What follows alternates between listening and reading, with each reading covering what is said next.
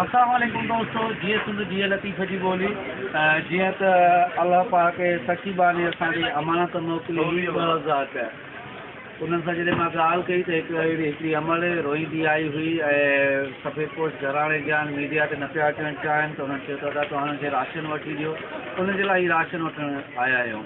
तव्हां ॾिठा हूंदा प्रोग्राम त हिन रमज़ान शरीफ़ जे भलारे महीने में असां मुसलसल प्रोग्राम कया आहिनि। इन खां पहिरियां जॾहिं तव्हांखे राशन वग़ैरह ॾेखारियो पंहिंजी क़ीमती राय ज़रूरु ॾींदा त जीअं असांजे पैगाम ॿियनि दोस्तनि ताईं कोई जी भाई छा छा कढियो अथव?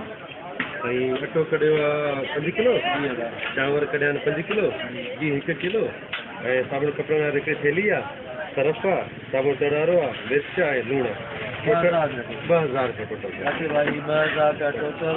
ही बिल 3000 रुपयनि जो सामान साईं मौजूदु पियो आहे। हा ही सामान असां ॾेखारियो, ही चांवर, ही अटो, ही गिहु, लूणु, साबुण, मिर्च, साबुण ऐं सरफ।